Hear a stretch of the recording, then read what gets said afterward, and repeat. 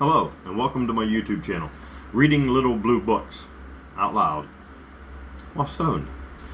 This video, we're going to do part 2 of Little Blue Book number 170, titled Constantine and the Beginnings of Christianity, written by H.M. Titchener, and is copyrighted 1922. So, here we go. We start off with Constantine's Council of Nice. The prophet of Christendom is not the human Jesus. Neither is his message of communism and peace the Christian creed.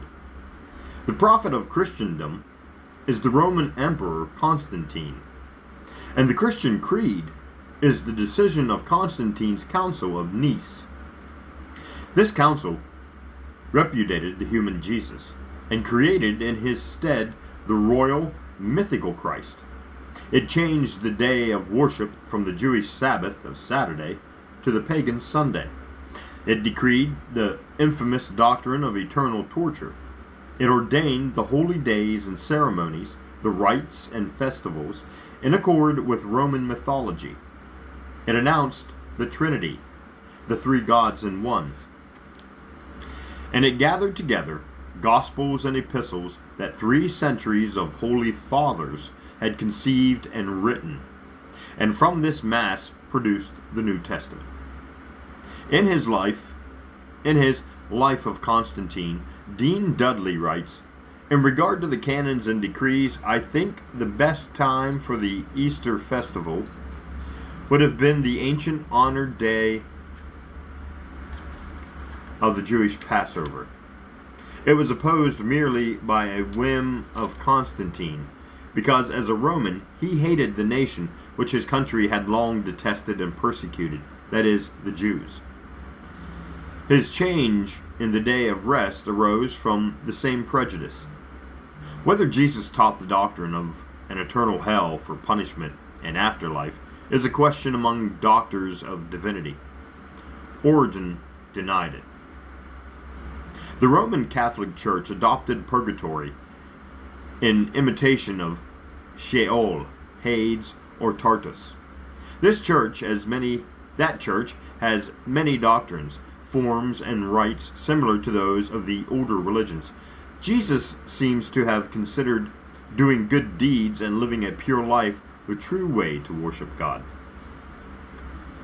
Of the religious character of Constantine, Dean Dudley writes, "His superstition was equal to his cunning. He praised and patronized the monks, nuns, hermits, and devotees of every sort who deprived themselves the comforts of life and despised nearly all social obligations. To live in rags and dirt and eat herbs like some beasts was the holiest fashion in the estimation of the early fathers. They could not have deduced it from the life of Christ. In order to parade his partnership with ported to heaven, Elijah-like, in a chariot, Jehovah, Constantine had a gold coin struck with a likeness of himself on one side, and on the other a representation of his being trans-drawn by celestial steeds, with Jehovah's hand reaching down to receive him. Constantine, like other Christian rulers, was a warlord. He was a human butcher by profession. He usurped the throne and was proclaimed emperor by his troops in the year 306. In the same year, in the city of Rome, Maxentius was also proclaimed emperor. Therefore, in order to hold the throne, Constantine killed Maxentius at the Battle of the Milvian Bridge in the year 312. Then, in order to make himself secure, he put to death the 2 cons of Maxentius. Then comes the story of his conversion to Christianity. The Emperor Maxentius adhered to the ancient gods of Rome. He was a vile tyrant, writes Milman, but not a persecutor. Roman paganism was fast losing ground.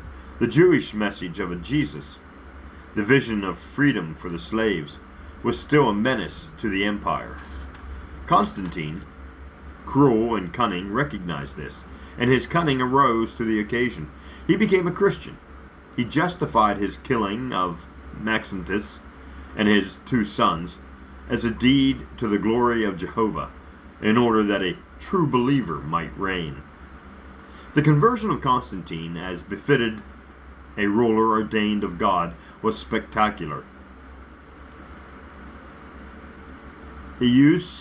Eusebius, who became a friend and flatterer of Constantine, thus records it, occurring, as it is alleged, at the time when he was seeking justification for his murders in the eyes of the populace.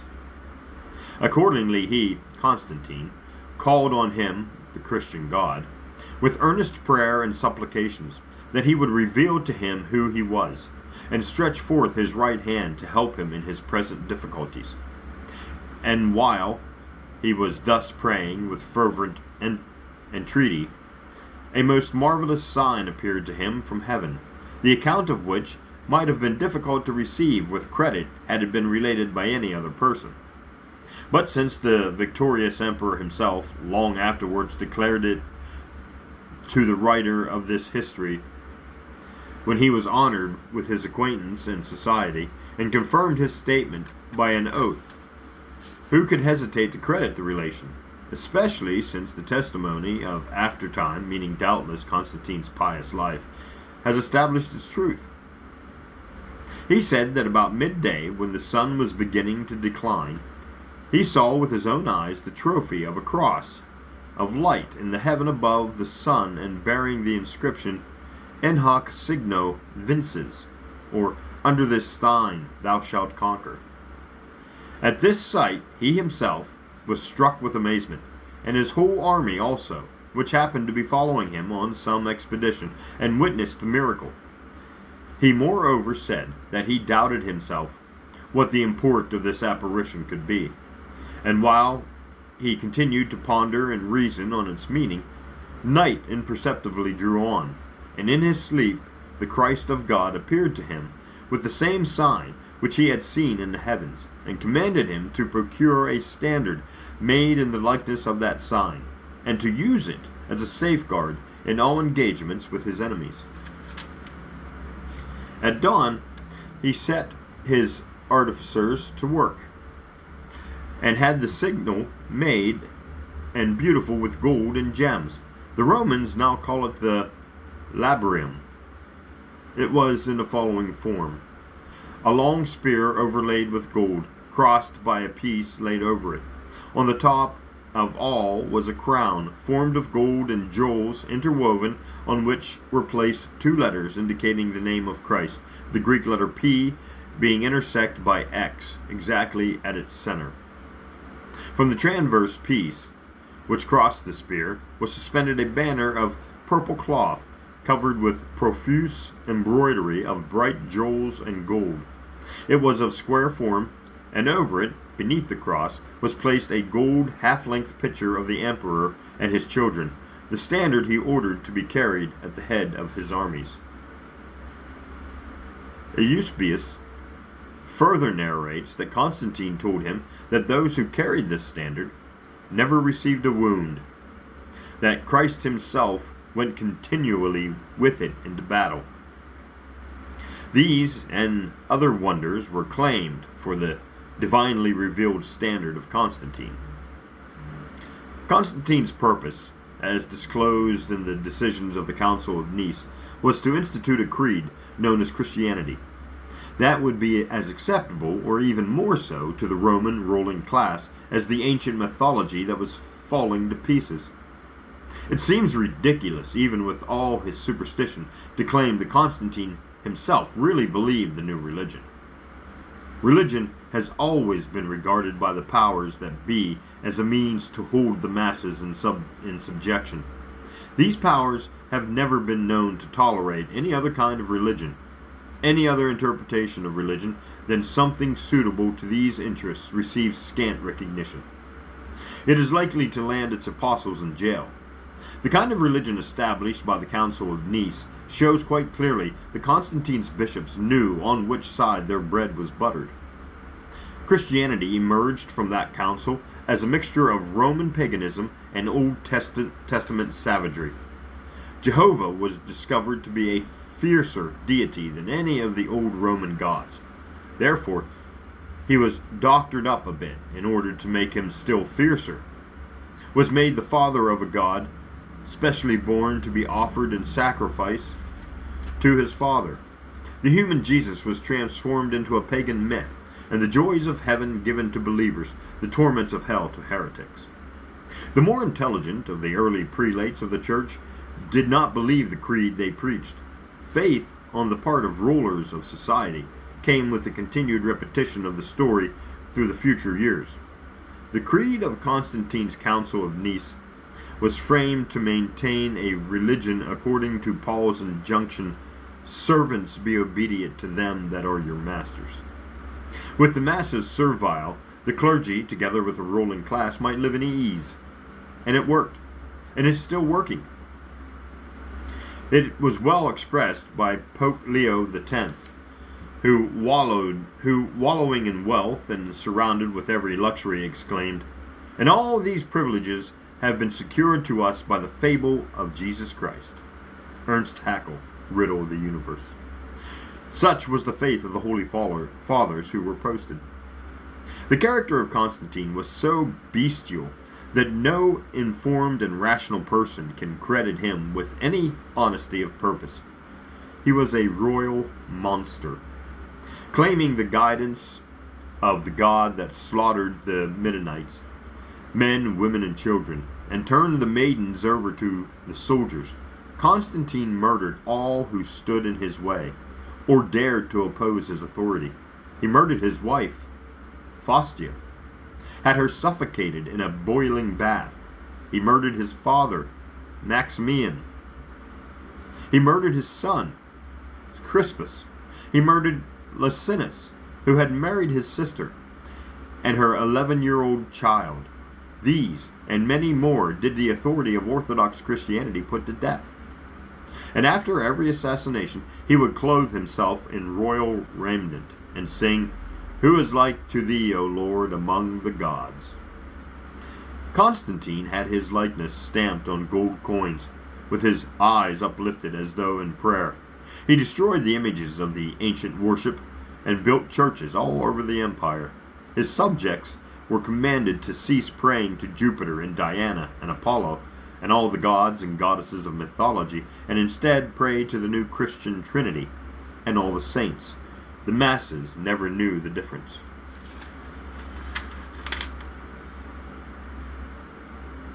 Philostorgius, I'm not sure if I'm pronouncing that correctly, Philostorgius, Philostorgius, tells us that Constantine murdered 2 wives and that the 3 sons that survived him were the children of a prostitute.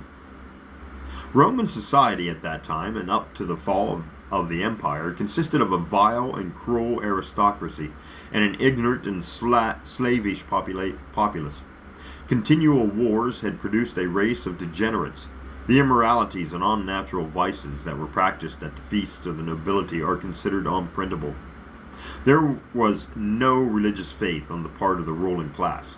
The gods of Greece and Rome and the gods of Egypt and Palestine all looked alike to the Roman partisans. They weed all miss, W-E-D-E. They weed all miss among the educated. There were a few followers of the Greek philosophy, a philosophy that, perhaps, had it not been outlawed by the priests of Roman Christianity, might have saved the decaying society. But none of the educated formed any part of the bishops chosen by Constantine to sit in council to compile a New Testament and formulate a Christian creed. These bishops were drunken and licentious. They were politicians first and priests afterwards. They settled holy questions with blows. They were ruffians. It is doubtful if any of the inspired clericals who have ordained the gods of Christendom, the devils, heavens, and hells, drew a sober breath during the entire proceedings. History records that they came with roughneck supporters who stood ready to kill any opponents. At a third general council of the church held at Ephesus, Ephesus, Ephesus, in the year 431, the Holy Fathers came with armed escorts as if going to battle, and were followed by great mobs of the ignorant rabble, slaves and seamen, the lower populace of Constantinople,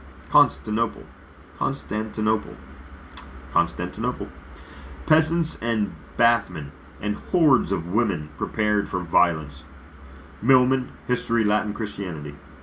They were fought in the streets, and much blood was shed. At this period, the followers of the teachings of Jesus, those whom Ernst Haeckel speaks of as communists, who, according to the prevailing theory, ought to have been exterminated with fire and sword, were well nigh destroyed by persecution, torture, and executions. In their stead had arisen a time-serving priesthood. The manner in which the New Testament was compiled is historically told by Haeckel. As to the four canonical Gospels, we now know that they were selected from a host of contradictory and forged manuscripts of the first 3 centuries by 318 bishops who assembled at the Council of Nice in the year 325. The entire list of Gospels numbered 40. The canonical list contains 4. As the contending and mutually abusive bishops could not agree about the choice, they determined to leave the selection to a miracle. They put all the books, according to the Synodicon of Pappus, together underneath the altar, and prayed that the apocryphal books of human origin might remain there, and the genuine inspired books might be miraculously placed on the table of the Lord. The 3 synoptic Gospels, Matthew, Mark, and Luke, all written after them, not by them, at the beginning of the 2nd century, and the very different 4th Gospel, ostensibly after John, written about the middle of the 2nd century, leaped on the table, and were thenceforth recognized as the inspired, with their 1,000 mutual contradictions, foundations of Christian doctrine. The most important sources after the Gospels are the 14 separate and generally forged epistles of Paul. The genuine Pauline epistles, 3 in number, according to recent criticism, to the Romans, Galatians, and Corinthians, were written before the canonical Gospels, and contain less incredible miraculous matter than they. After the extinction of paganism, writes Gibbon, Christians in peace and piety might have enjoyed their solitary triumph, but the principle of discord was alive in their bosom, and they were more solicitous to explore the nature than to practice the laws of their founder. The disputes of the Trinity were succeeded by those of the Incarnation. The mathematical riddle of 3 gods in one at first puzzled the minds of pagans who, with all their various gods and goddesses, gave a corporal individuality to each deity, and the story of a virgin conceiving by an incorporeal ghost somewhat strained their imagination. The pagans boasted many divinely begotten beings, but the divinity that beget them had a body. The church becomes divided into what Gibbon describes as the vulgar and aesthetic Christians. The principal or magistrate, the soldier or merchant, reconciled their fervent zeal and implicit faith with the exercise of their profession, the pursuit of their interest, and the indulgence of their passions. But the ascetics, who obeyed and abused the rigid precepts of the gospel, were inspired by the savage enthusiasm which represents men as a criminal and God as a tyrant. They embraced a life of misery as the price of eternal happiness. In other words, in the early church, the creed of Constantine was not taken seriously by the nobility and well-to-do professional and merchant classes. To them, it was, in the words of Pope Leo X, the fable of Jesus Christ. They realized its real purpose and mission: to hold the masses in ignorance, superstition, and servility. And that ends that chapter.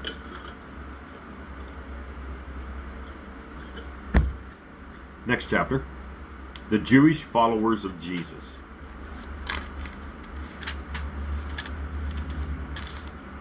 The Jewish followers of Jesus were communists. Their society was a working class revolt. They were persecuted by the Roman government, imprisoned, crucified, fed to wild beasts. The Department of Justice of their day hounded them to death. The Sermon on the Mount, the only words these followers of Jesus possessed, was preserved by word of mouth. Jesus did not leave a written line. That he had and his followers taught the equality of all mankind, communism, and the immortality of the soul is evidenced by numerous writings of the period. Tertullian records, "Christians have no master, and no Christian shall be bound for bread and remnant. The land is no man's inheritance. None shall possess it as property." Ambrose says, "Nature gives all goods to all men in common. For God has created all things so that all men may enjoy them in common. Thus, it was nature that gave the right to common enjoyment, while it was unjust usurpation that originated the right of property." In Rowland's Ancient History, London edition, we read, "For over 200 years all Christians were communists, who held the land and waters, as well as all timbers and precious metals in common. There were no superior ecclesiastics among them. This bold democracy was an inheritance from the Jews, and was held in abhorrence by pagans, who trafficked in land and made profits from others' labor." The Danish writer Dr. Gustav Bang, in his Crisis in European History, says, "Christianity, in its first and purest form, was a religion for the proletariat, for the poor, suffering, and oppressed in society.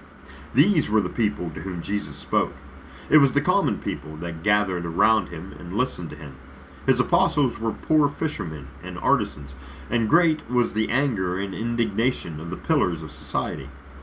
The Pharisees and scribes, because publicans and sinners kept close to him to hear him, it was just the miserable and despised people who sought refuge with him, and found not only refuge for the soul, but also practical defense against those who were hard on them. It was a decided proletarian tendency which dominated Christianity in the first centuries of our era, a tendency which theology of later times only succeeded in misrepresentation by sophistically exercising a most reckless violence against the old traditions. And just as proletarian was the positive social ideal which Christianity proclaimed, it was the communism of property and consumption, that communistic form of society which was the natural expression of the social longings of the ancient proletariat, and which in the first Christian assemblages was not only proclaimed but practiced. Roman society was rotten to the core. The empire could not check the process of decay. Social misery grew, and mysticism increased correspondingly. Describing the times, Dr. Bang writes, "A savior was dreamt of. The pagan sublime verses had predicted this. One who should come and redeem humanity through supernatural means, and it was for a time believed that the first emperors should accomplish this. Their persons were regarded as superhuman, as divine, and many prodigious things were related about them. A comet appeared after Caesar's funeral. It was the soul of the deceased ascending to heaven, the abode of the gods." Of the ignorant and superstitious condition of the Roman masses and the source from which sprang the New Testament's miracles, we read, "We find in those days a myriad of unusual conceptions, which everywhere were reflections of diseased social conditions. Seers, fortune-tellers, and conjurers found a large and ever-increasing clientele, and all different happenings were seen forebodings of coming events."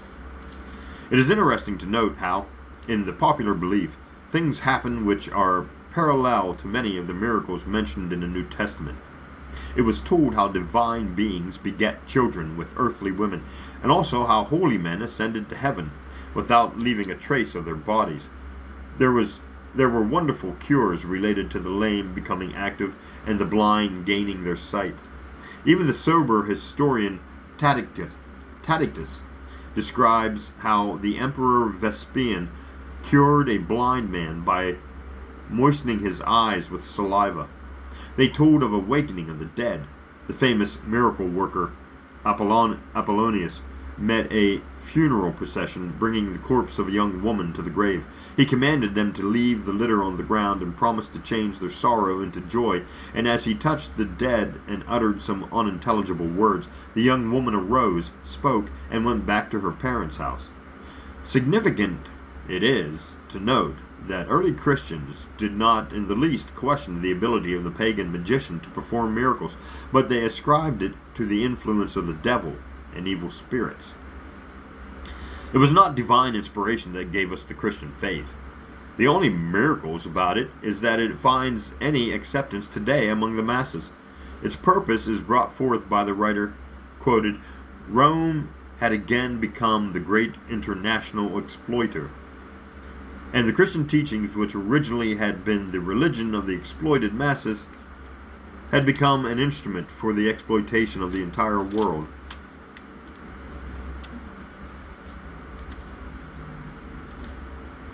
The immediate Jewish followers of Jesus, who were called Nazarene, is that what it says? Yeah, Nazarenes, it's heroically struggled to carry the message of freedom to the slaves. Their mission was to revolutionize society. The Roman converts fell a prey to the doctrine of Paul, to which was added their ancient pagan myths, Gibbon writes, decline and fall of the Roman Empire. The Jewish converts, or as they were afterwards called, the Nazarenes, who had laid the foundations of the church, soon found themselves overwhelmed by the increasing multitudes that, from all the various religions of polytheism, enlisted under the banner of Christ. They were soon destroyed by these forces of imperial Rome. With their destruction ended the followers of Jesus. Christianity became a mixture of Roman mythology and Paulism. While there is sufficient evidence to be found to establish the revolutionary character of Jesus and his Jewish followers, we know little or nothing concerning his actual parentage. The most rational account of his birth is found in one of the expurgated Gospels of the early centuries, and also in the book Sefer Toldoth Jeshua, which says, Josephus Pandera, the Roman officer of a Calabrian legion which was in Judea, seduced Miriam of Bethlehem and was the father of Jesus. Oh, a Roman officer. That's how the miracle happened. But little did Constantine and his bishops care regarding the actual parentage of Jesus. It was easy, those days, to make a god of him. Who would back up Paul's fulsome injunction? Let every soul be subject unto the higher powers, for there is no power but God. The powers that be are ordained by God. Whosoever therefore resisteth the power, resisteth the ordinance of God, and they that resist shall receive to themselves damnation. Romans chapter 12. Constantine discovered these words of Paul, and they suited his purpose. The Christian religion was formed as an instrument to hold the exploited masses in submission to the powers that be. Its God sits on a heavenly throne and ordains the lords of earth, and they that resist this God and his ordained lords receive to themselves damnation. It is the world's greatest champion of the exploited class. Jehovah, dragged out of the jungle, is the choicest deity that oppressors ever possessed. Then we're going to pause because I've got cotton mouth. For centuries, the creed of Constantine reigned supreme. To even express a doubt of its divine origin meant imprisonment and death. The most hideous instruments of torture that its priests could conceive awaited those that dared to contradict its superstition and slavery. Of the reign of Papal Rome, Haeckel writes, "It meant death to all freedom of mental life, decay to all science, corruption to all morality.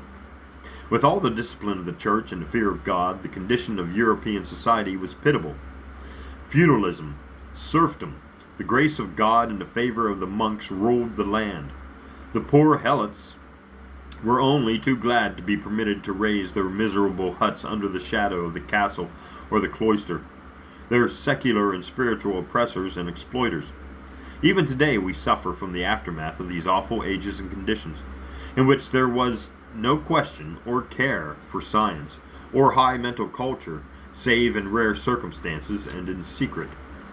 Ignorance, poverty, and superstition combined with the immoral operation of the law of celibacy, which had been introduced in the 11th century to consolidate the ever-growing power of the papacy. It has been calculated that there were more than 10 million victims of fanatical religious hatred during the golden age of papal domination. And how many more million human victims must be put to the account of celibacy, oral confession, and moral restraint, and most pernicious and accursed institutions of the papal despotism. Plato, in his Republic, wrote 400 years before the birth of Jesus. And then there are quacks and soothsayers who flock to the rich man's door and try to persuade him that they have a power at command, which they procure from heaven, and which enables them, by sacrifices and incantations performed amidst feasting and indulgences, to make amends for any crimes committed either by the individual himself or any of his ancestors, and that, should he decide to do a mischief to anyone, it may be done at a trifling expense, whether the object of his hostility be a just or an unjust man. For they profess that by certain invocations and spells they can prevail upon the gods to do their bidding, and they produce a host of books written by Marsyas and Orpheus, children, as they say, of Selene and of the Muses, which form their ritual, persuading not individuals merely, but whole cities also, that men may be absolved and purified from crimes, both while they are still alive and even after their disease, by means of certain sacrifices and pleasurable amusements, which they call mysteries, which deliver us from torments of the other world, while the neglect of them is punishable with an awful doom. So we say that the doctrine of vicarious atonement was no new thing with the Christians. The pagans had their crimes against humanity forgiven long before there was any redeeming blood of Christ. The ruling class of their day could carry on wars, exploitation, and go to heaven just as they do now. Into such a world of masters and slaves, Jesus came with his message of communism. Like thousands of rebel slaves before him, his life ended upon the cross. His gospel of freedom from the rule of masters and warlords, his vision of communism and peace, sank deep into the hearts of his Jewish followers, and after his tragic death, they heroically labored to rescue the people from bondage. They were slaughtered by Rome, but the message took root among the slaves, and for 3 centuries could not be entirely crushed, until finally Constantine and his bishops accomplished by cunning what imprisonment and murder had failed to do, and turned the revolutionary glad tidings of Jesus into the miserable myths that have deluded the masses for centuries. The message of Jesus struggled for existence to the 4th century and then died, and has been dead ever since. Jesus, who came voicing the longings of the oppressed, had been made a bloody sacrifice, a scapegoat for the oppressors. Pagan society was a system of masters and slaves. Slavery was carried to such an extent that physicians were owned by their masters. The slaves were degraded to the limit that the masters could drive them. They were looked upon as animals.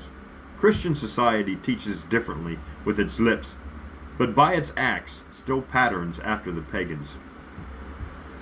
And that is the end of book number 170, Constantine and the Beginnings of Christianity, as the cover has already fallen off of this one, written by H.M. Titchener. Copyright 1922. And that's how we got Christianity, kids. Join me in the next book.